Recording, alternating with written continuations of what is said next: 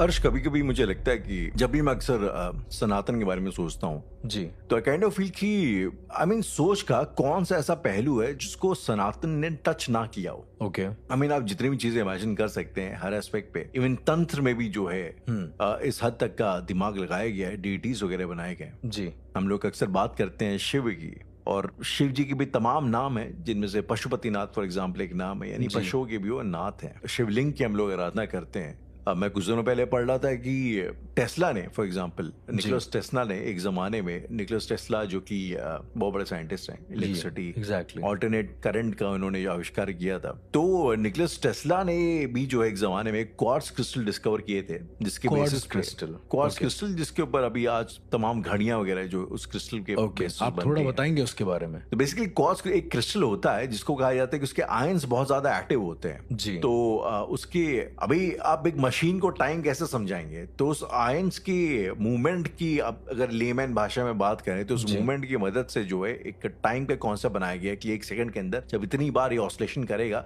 जी। तो एक सेकंड माना जाएगा, and that is universal, that is through out. ठीक है। इनफैक्ट जो भी अवेलेबल, जो भी नोन मेटल्स हैं या जो भी सॉलिड्स हैं, सब्सटेंस हैं, उसमें क्वार्ट्ज का जो क्रिस्टल होता है जी। वो सबसे ज्यादा एक्टिव माना गया है। वो सबसे ज्यादा उसके अंदर आयनिक मूवमेंट सबसे ज्यादा होता है। जी। तो जब मैं इसके बारे में पढ़ता हूँ और जब मैं सोचता हूँ कि ये एक टाइम था जब हम लोग के घर में पापा एक बार एक क्रिस्टल का शिवलिंग लेके आए थे। क्रिस्टल का शिवलिंग।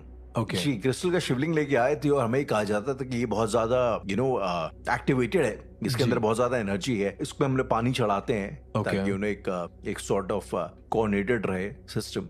जी। तो कुल मिला के मुझे ऐसा लगता है कि शायद मे बी जो सोच थी हमारे एंसेस्टर्स की, जो एक समझ थी चीजों को लेके, हमारे आसपास की जी। वातावरण को लेके, हमसे शायद भी मीलों आगे। हमें भी शायद मशीनों का इस्तेमाल करना पड़ता है चीजों को समझने के लिए, relate करने के लिए, बट और इसी के दौरान मैंने एक चीज और जानी थी, समझी थी, दैट थिंग वाज आत्मलिंगा।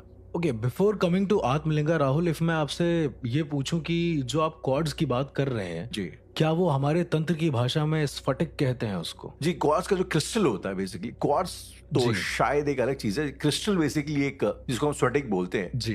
तो स्फटिक का शिवलिंग जो है हमारे घर पे आया था। इनफैक्ट आपने भी शायद कभी न कभी, स्फटिक का तंत्र में बहुत बड़ा इस्तेमाल होता है। ऐसा कहा जाता है कि वो ऑलरेडी शिवत्व होता है, ऑलरेडी उसमें शिवत्व होता है, और उससे जो साधना करता है इंसान, वो बहुत जल्दी सफल हो जाती है। अब यहीं पे मेरा एक ऐसा थ्योरी तो मैं नहीं बोलूंगा, लेकिन मेरा एक ऐसा एक सोच है, मैं मानना है, मुझे ऐसा लगता है कि जिसे हम शिव बोलते हैं, जी, संस्कृत में शिवा का मतलब होता है शी एनर्जी। आपने कभी चाइनीज मार्शल आर्ट्स वगैरह सुना हो तो उसमें शी एनर्जी की बड़ी बात होती है कि चिल्ला चिल्ला के बॉडी के अंदर एक शी के CHI वो लोग बोलते हैं, शी एनर्जी की बड़ी बात होती है। वो शी कुछ और नहीं, हमारे शी शिवा ही है। ओके। सो बेसिकली शिवा का मतलब होता है कि that which is not. Okay. और अगर आप मुझसे पूछे तो ये एक तरीके का एक ऐसा क्रिस्टलाइज्ड फॉर्म होता है एनर्जी का, जो एक टोटली बैलेंस्ड आउट रहता है। इसी तर्ज पे अगर मैं बात करूं अर्श आत्मलिंग की, okay, the 3 Atmalinga concept, right? The 3 Atmalinga concept, exactly. जी।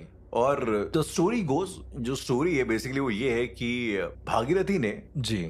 शिवजी से ये रिक्वेस्ट करी थी, ये प्रार्थना करी थी कि आप जो है गंगा को, आकाश गंगा को धरती पे लेके आइए, क्योंकि आकाश गंगा की शर्त है कि अगर मैं आऊंगी तो मैं शिवजी के किसी अंश के ऊपर ही आऊंगी, वहीं मुझे झेल सकते हैं जी, अदरवाइज पृथ्वी में प्रलय आ जाएगी, तबाह हो जाती है। हाँ, पृथ्वी तबाह हो जाती है इतने फोर्स से, क्योंकि ये आती हैं गंगा माँ। और तब कहते हैं कि शिवजी ने ध्यान करके एक आत्मलिंग क्रिएट किया था, बनाया, और फिर भागीरथी ने उसके ऊपर जो है गंगा मैया को स्थापित किया था, उन्हें आमंत्रित किया था, जो भी आप कह रहे हैं, आवाहन किया था, आवाहन किया था। तो आत्मलिंगा एक, मुझे लगता है अर्श, बहुत बड़ी मिस्ट्री है। अभी भी जो है कई ऐसे लोग जिनका मानना है कि आत्मलिंगा अभी भी इस दुनिया में मौजूद है और एग्जिस्ट करता है, एग्जिस्ट करता है। और कोई अपेरेंटली एक नागलोक है जहाँ पे शिवजी के कुछ गण हैं जो उसकी हिफाजत करते हैं, सुरक्षा करते हैं, हिफाजत करते हैं। तो क्या आप इस कॉन्सेप्ट के बारे में कुछ बता पाएंगे? क्योंकि मुझे ऐसा लगता है तंत्र की दुनिया में शिवजी से बड़ी आई थिंक कोई एंटिटी है भी नहीं।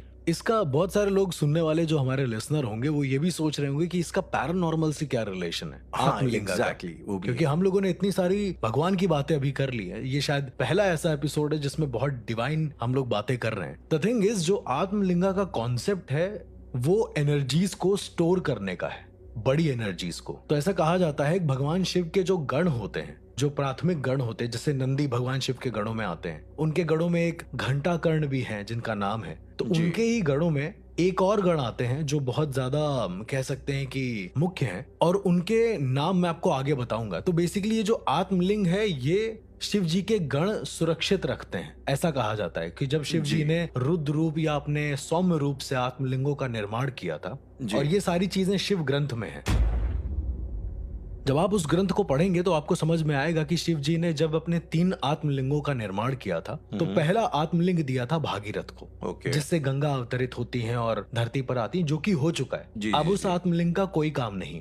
दूसरा आत्मलिंग जो है वो धरती पर कहीं है, किसी को नहीं पता कहां पर है। और जो तीसरा आत्मलिंग था, जिसे अमरत्व का आत्मलिंग कहा गया था राहुल जी, वो आत्मलिंग अभी भी कहीं साउथ में एक जगह है, वहां पर एग्जिस्ट करता है, और कम से कम 4 लोगों ने इसे देखा है अपनी आंखों से। तो वो मतलब इन जनरल पब्लिक डोमेन में उसके बारे में इंफॉर्मेशन नहीं है, अब ये कभी नहीं है। और इसमें पैरानॉर्मली बात ये है राहुल कि हर आत्मलिंग की सुरक्षा कोई दैवी शक्ति करती है, लेकिन ये जो अमृतत्व का आत्मलिंग है, इसकी सुरक्षा 3 ऐसी मुख्य ताकतें करती हैं जो भगवान शिव के गण होते हैं। और ऐसा भी माना गया है कि ब्रह्म राक्षसों से मुलाकात होती है इस आत्मलिंग की जो भी खोज पर जाता है। ब्रह्म राक्षसों से मुलाकात? आपने अभी तक मुझसे सुना है कि ब्रह्मांड की सबसे ताकतवर एंटिटी होती है ब्रह्म राक्षस। हाँ जी। लेकिन मैंने ब्रह्मांड बोला, न जाने कितने अनंत ब्रह्मांड हैं जिसमें न जाने कितने ही ब्रह्म राक्षस या अलग अलग थ्योरीज होंगी, राइट? जी जी जी। लेकिन ऐसा कहा जाता है कि जो आत्मलिंगों की रक्षा करते हैं वो भगवान शिव के मेन गण हैं, जिनके अंडर में ऐसा कहा जाता है कि हर एक गण के अंडर में 101 ब्रह्म राक्षस होते हैं। जरा सोचिए, 101 ब्रह्म राक्षस उनके अंडर में हैं, उनका कहना मानते हैं। और शायद यही रीजन है कि जब आत्मलिंगों की खोज पर बहुत सारे लोग गए तो वहां से उल्टे पांव वापस आ गए। आपको कुछ ऐसी स्टोरीज पता है जहाँ पे, बिकॉज मैंने सुना है कि एक दौर था कि जब ब्रिटिश गवर्नमेंट जब यहाँ पे भारत पे अंग्रेजों का शासन चल रहा था, तो जमाने में कई सारी ब्रिटिश एक्सकवेशंस भी निकली थी इस आत्मलिंग की तलाश के लिए। बहुत सारे पेपर्स में भी आया था कि आत्मलिंग को ढूंढना है। एग्जैक्टली, इसे आत्मलिंग ही बोला जाता है। पर द थिंग इज, जो आत्मलिंग की तलाश में ब्रिटिशर्स थे जी, वो आत्मलिंग अमरत्व का आत्मलिंग था, ऐसा कहा जाता है। जो तीसरे वाले की बात अब जो तीसरा, क्योंकि दूसरा नहीं पता किसको कहा है और पहला वेस्ट हो चुका है, यानी कि वो यूज हो चुका है एक तरीके से। द थिंग इज, जब उस तीसरे आत्मलिंग की तलाश में, करीब ये सन 1866 की बात है राहुल, जब यहाँ पर राज हुआ करता था अंग्रेजों का जी, तो उन्होंने इस आत्मलिंग की खोज करी। उन्होंने साउथ के कोई बहुत बड़े विद्वान पंडित थे जो नागेश्वर मंदिर की पूजा करते थे, उनसे पूछा कि आत्मलिंग कहाँ है। ऐसा कहा जाता है कि साउथ के कुछ जंगलों में आज भी शिव ग्रंथ मौजूद है, अलग अलग टुकड़ों में। क्या आज तक कोई शिव ग्रंथों को इकट्ठे कंपाइल नहीं कर पाया? जी, वो जो पंडित थे नागेश्वर मंदिर के, उनको कहा जाता था कि वो उन सारे शिव ग्रंथों की नॉलेज रखते थे। उनका एक बेटा भी था जिन्हें वो मोस्टली बताया करते, वो बहुत छोटा था उस समय पे। तो जब ये अंग्रेज वहां पर गए इन सारे ग्रंथों की खोज में, तो उनको मिले नहीं। 1-2 ग्रंथ मिलते थे, लेकिन वो टूटे फूटे होते थे, उनसे कुछ समझ में आता नहीं था। और उसमें जो लैंग्वेज लिखी थी राहुल, वो भी कोई नहीं समझ पाया आज तक। देन जब उन नागेश्वर मंदिर के महंत से पूछा गया कि क्या है इसमें और कैसे पहुंचेंगे वहां तक जी, तो किसी तरीके से टॉर्चर करके या कैसे भी उनसे वो रास्ता तो पूछ लिया उन लोगों ने जी, और वहां पर गए भी। लेकिन उसका नतीजा ये हुआ कि राहुल, जो अंग्रेजों का जो चीफ था, मेन कमांडर, जो वहां पर गया था देखने के लिए, उसने अपना एक हाथ खो दिया और एक आंख खो दी।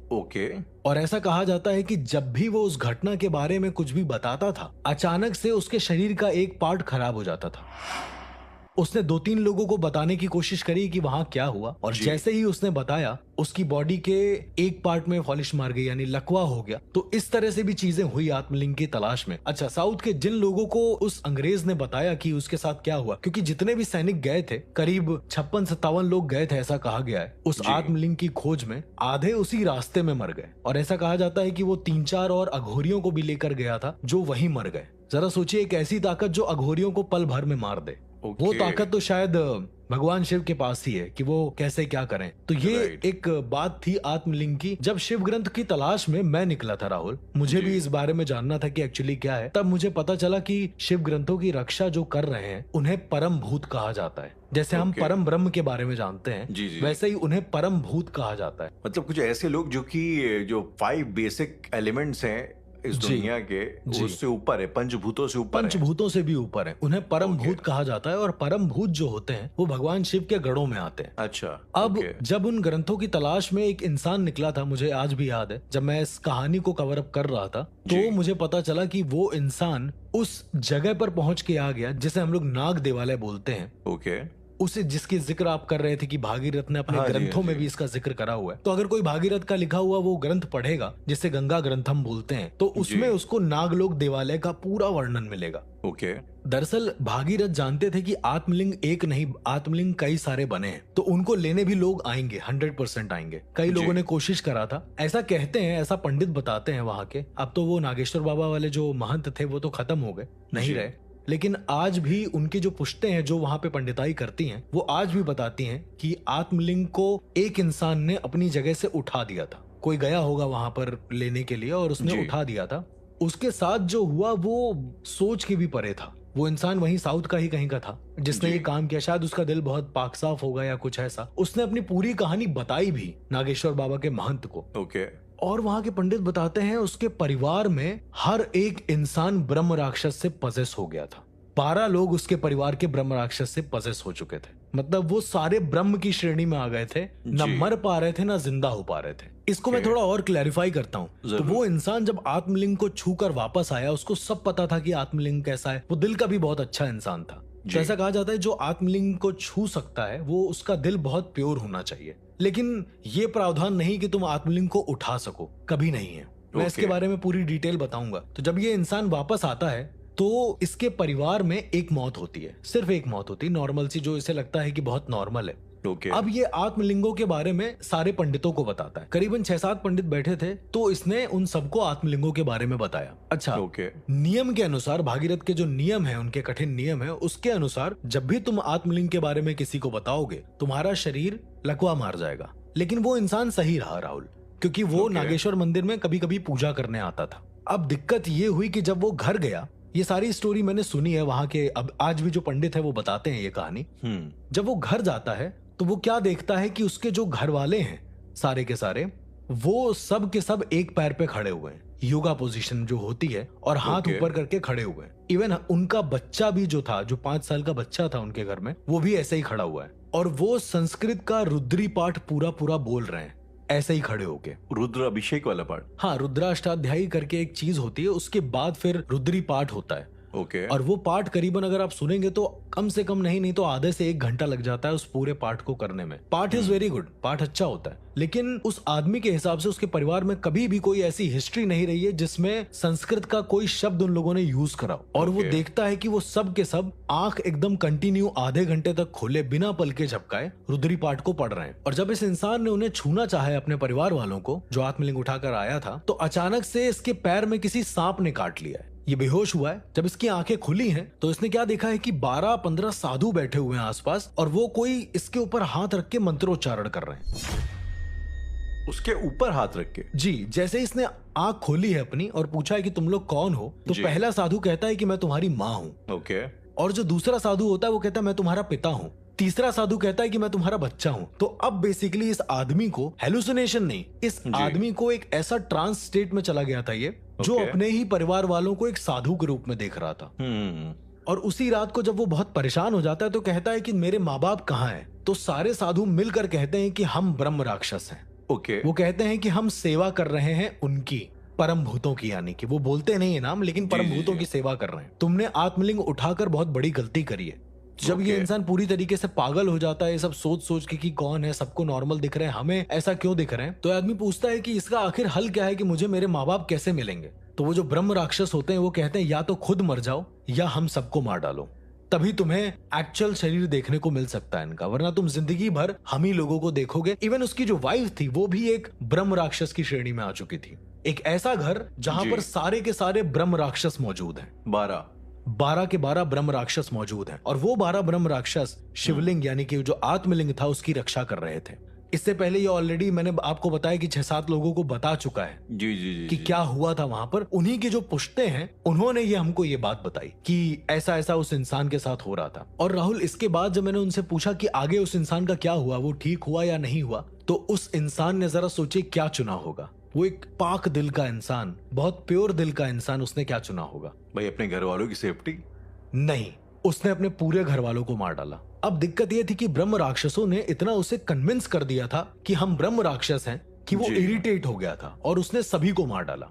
जब उसकी मौत हुई है राहुल, तो उसका जो सर था वो उसके घर के बाहर रखा हुआ था और जो उसका धड़ था वो नागेश्वर मंदिर के सामने रखा हुआ था, हाथ जोड़े हुए, कि मतलब दंडवत लेटा हुआ है। उसका हाथ बस खाली ऐसे जुड़ा हुआ है नमस्कार की पोजीशन में कि मुझसे गलती हो गई मैं और उसका जो सर था, उसकी आंखें खुली हुई थी, आंखें पूरी सूनी थी, पूरी लाल थी, ऐसा लोग बताते हैं। प्लस उसके घर के अंदर जो 12 लाशें मिली वो अलग। तो अर्श, आई मीन बहुत ही बचकाना सा सवाल है, लेकिन फिर भी जी। तो इस आत्मलिंग का जिसके बारे में आपने जिक्र किया, वो जो साउथ इंडिया में है, जो तीसरा वाला है, जो अमृत वाला है जी। अगर कोई पाक साफ दिल का इंसान, भक्त किस्म का आदमी उसको वाकई में पाना चाहता है, तो क्या इसका कोई तरीका है इस चीज को करने का? बहुत सारे तरीके हैं, भागीरथ ग्रंथ में ये सारी चीजें मेंशन है, लेकिन जो भी इंसान ने ऐसा करा है वो मृत्यु को प्राप्त हुआ ही हुआ है, क्योंकि भगवान ने ये तरीका ही बनाया कि कोई भी अमर नहीं है, अमरत्व तो किसी को नहीं मिल सकता। अब मैं आपको तरीका बताता हूँ जो मुझे वहाँ के पंडितों ने बताया कि इस इंसान ने क्या फील किया। इस इंसान ने बोला कि ये एक जंगल में से होके जाता है और उस जंगल में उसे कम से कम 8 लोग लाइन से बैठे हुए दिखते हैं। और जैसे ये उनके पास जाता है उनसे कुछ पूछने, तो देखता है कि उनके आंखें अंदर धसी हुई हैं, आंखें नहीं है उनके, धसी हुई है, मतलब कुछ ऐसा काला काला लगा हुआ है। तो उनसे पूछता है कि आपको क्या हुआ, लेकिन वो 8 के 8 अंधे होते हैं। और वो 8 के 8 उस इंसान से कहते हैं, ये थोड़ा फिक्शन की ओर जाएगा राहुल, जस्ट बिकॉज ये उस इंसान के साथ हुआ था जो मैं आपको डिस्क्राइब कर रहा हूँ, और जो बहुत ही हॉरी अंधे होते हैं। और वो 8 के 8 उस इंसान से कहते हैं, ये थोड़ा फिक्शन की ओर जाएगा राहुल, जस्ट बिकॉज ये उस इंसान के साथ हुआ था जो मैं आपको डिस्क्राइब कर रहा हूँ, और जो बहुत ही हॉरिफाइंग था। जब इस इंसान ने पूछा है कि तुम लोग कौन हो, तो उन 8 ने बोला है हम 8 ऋषि हैं, सप्त ऋषि प्लस 1 अजन ऋषि, ऐसा करके उन्होंने बोला। जो इस इंसान को फील भी हुआ। तो इस इंसान ने पूछा कि आपकी आंखों को क्या हुआ। उन्होंने कहा कि हमने अपनी दृष्टि तुम्हें दे दी है ताकि तुम आत्मलिंग के दर्शन कर सको। जरा सोचिए, वो इंसान इतना पाक था कि सप्त ऋषियों के भी दृष्टि, यानी कि उनकी भी पावर इनके पास आई, और अब ये इंसान देखने जा रहा था। ऐसा उसको हेलुसिनेट हुआ होगा या देखा होगा, पता नहीं। फिर वो आगे गया राहुल, आगे जाकर उसे बहुत सारे पेड़ दिखे जो बरगद के पेड़ थे, और बहुत सारी लताएं आसपास झूल रही थी।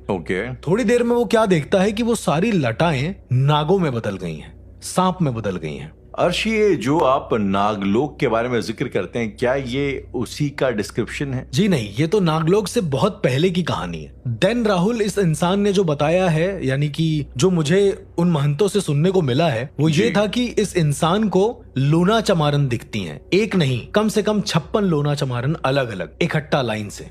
और वो कहती हैं कि हम यहाँ पर उनकी सेवा कर रहे हैं। यानी अभी तक राहुल मैंने जितनी भी एंटिटीज का जिक्र किया है वो सब कुछ नहीं है इस नागलोक के सामने। आत्मलिंग तो बहुत दूर की बात है, अभी सिर्फ नागलोक की बात कर रहे हैं। फिर ये जैसे तैसे हाथ जोड़कर वहां जाता है। जैसा भागीरथ के ग्रंथों में लिखा है कि जब भी नाग आपके सामने आए, आप जो नाग बंधन मंत्र है उसको उच्चारण करते हुए चलेंगे। और नाग बंधन मंत्र करीबन 10 पेज का है, उसको याद करना इतना आसान नहीं है। अब जैसे तैसे उस इंसान ने याद किया होगा या जो भी होगा, वो करते हुए गया आगे। देन उसकी मुलाकात होती है एक बच्चे से जो कि बेताल है। वो कहता है कि मैं बेताल हूँ और मैं यहाँ पर करीबन 9000 सालों से कैद हूँ और सेवा कर रहा हूँ उस परम भूत की।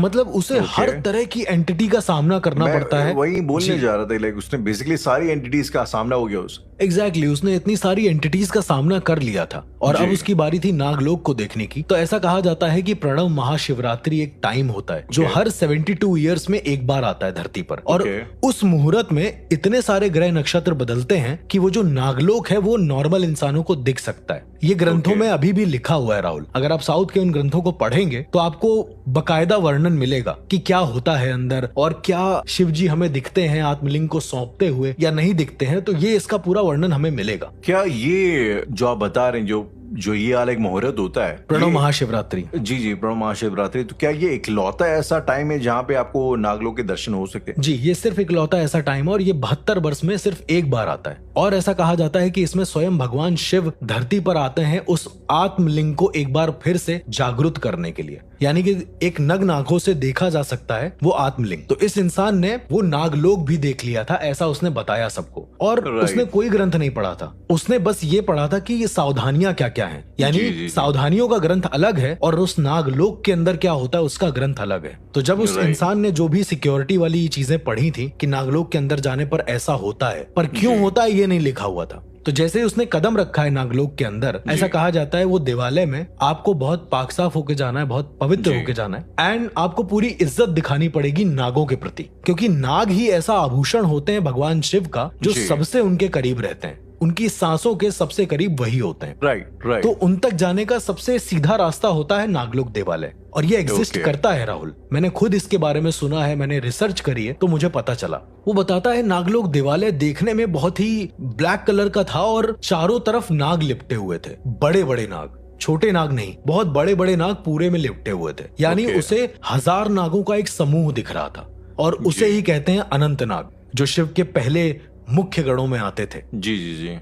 फिर उसके बाद इसने जो भी वहां पर नाग बंधन मंत्र या जिस चीज का भी प्रयोग किया हो, उसने मेंशन नहीं किया। वो जैसे तैसे नागलोक दिवाले के अंदर गया तो उसने देखा कि नीचे अग्नि है, आग है। उस आग को पार करके उसे एक गेट तक जाना है। Okay. मैंने फिर बोला कि ये सुनने में थोड़ा फैंटेसी लगेगा, बट उसने जैसा डिस्क्राइब किया वो मैं आपको बताता हूँ। राइट। तो जैसे ही उसने कदम आगे बढ़ाया है, उसने देखा है बड़े बड़े लोहे के जो तलवार होती हैं वो आसपास क्रॉस कर रही हैं उसके, मतलब एक पैसेज बना हुआ है और उसमें तलवारें मूव कर रही हैं। देन जैसे तैसे उसने स्मरण करके भगवान का, वो इसको भी पैसेज को क्रॉस करता है। अग्नि में कहीं कहीं पत्थर रखे होते हैं, उस पर रख के वो जाता है। एट द एंड जब वो एक गेट के पास पहुंचता है जहां पर उसे अपनी अंतिम, कह सकते हैं कि अंतिम पड़ाव होता है उसका। पड़ाव देना होता है, वहां पर क्या होता है राहुल, जैसे मैंने वुडू मैजिक के बारे में आपको बताया था कि उसमें प्राण प्रतिष्ठा होती है, हाँ जी हाँ जी। वैसे ही एक क्रिया होती है राहुल, जिस क्रिया से आप अपने शरीर की ऊर्जा किसी चीज में हमेशा के लिए डाल सकते हैं। ओके। तो आपको उस गेट में अपनी प्राण प्रतिष्ठा करनी पड़ती है, तब वो गेट खुलता है। ये एक मिस्ट्री है वहां की। ओके। और तभी तुम भगवान शिव के दर्शन कर पाओगे। ऐसा कहा जाता है कि जैसे ही तुम अपना सब कुछ समर्पण कर देते हो उस गेट में, तुम जी। शून्य और अनंत के पास पहुंच जाते हो। और जैसे ही वो गेट खुलता है, स्वयं भगवान शिव तुम्हारे सामने खड़े होते हैं। तो इसने पूरी चीजें करी, पर ये अपनी प्राण प्रतिष्ठा उसमें नहीं कर पाया।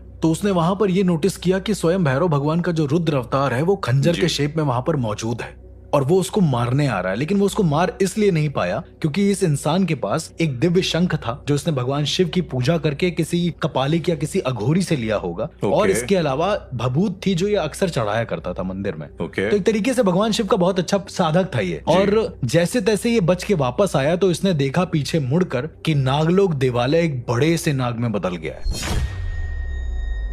अगेन सुनने में फैंटेसी है, लेकिन पूरा नागलोक देवालय एक नाग में बदल गया है जो उसको मारना चाहता है। एक नाग, एक खंजर और एक उसने देखा कि कोई बैल के आकार की कोई चीज थी, यानी वो स्वयं नंदी थे, ऐसा उसने बताया। और ये भागते हुए जैसे तैसे जब आ गया है घर में, तब इसके साथ ये सारे हादसे हुए कि वो ब्रह्म राक्षस घर में सब बन गए।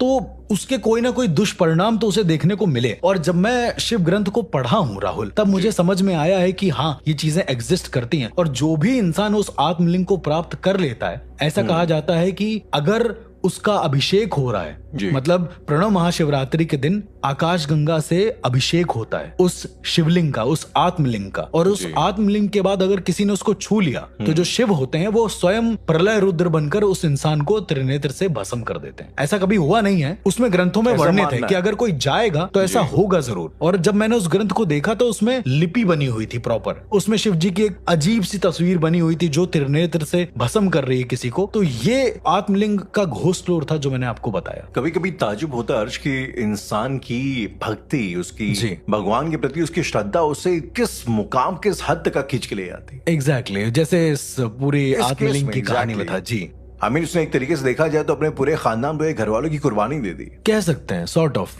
Sort of, you know. जी। ये आज जब ऐसी मैं कहानियां सुनता हूं तो अक्सर जो है ना मेरे जहन ये सोचने में मजबूर कर जाता है कि ये इस तरीके के जो साधक होते हैं, आपने ये साधक नहीं था, पर मैंने आपको जैसे बताया इसका, हाँ ये तो एक भक्त था नॉर्मल, लेकिन इन जनरल साधना के बारे में हम लोग बात करते हैं और कई साधकों से आई थिंक आप रूबरू हो चुके हैं जी। तो ये जो साधक होते हैं ये आमतौर पे शायद सोसाइटी से थोड़ा कट के रहते हैं, हाँ कह सकते हैं, क्योंकि उन्हें साधना ज्यादा इंपॉर्टेंट होती है rather than living things. Exactly, उन्हें साधना ज्यादा उनके लिए जरूरी होती है राधे। तो कभी कभी मैं सोचता हूँ कि क्या कभी कोई ऐसी भी कहानी है, क्योंकि यार अक्सर लोग मुझसे कहते हैं कि अच्छा, पहली बात लोग ये सवाल शुरुआती तो ये करते हैं कि यार ये साधना वगैरह ऐसा कुछ होता भी है कि नहीं होता है जी। अच्छा 2 मिनट के अगर मान भी लिया जाए कि ऐसी साधना रियल है, ये साधना से कुछ होता है, साधक लोग होते हैं, तो इस साधना का मतलब सोसाइटी को इस साधना से क्या फायदा हो रहा है? मतलब आप जो भी कर रहे हैं, आप अपनी संतोष, अपनी खुशी और अपने जो भी आप चाहते हैं, आप अपने एम्बिशंस के लिए कर रहे हैं, लेकिन क्या कभी कुछ ऐसा आपने सोसाइटी के लिए किया है? राहुल, आपकी बात को टोकते हुए मैं आपसे सिर्फ ये बताना चाहूंगा कि दुनिया में आज भी ऐसे मिस्टीरियस साधक मौजूद हैं जिन्होंने एक समय पर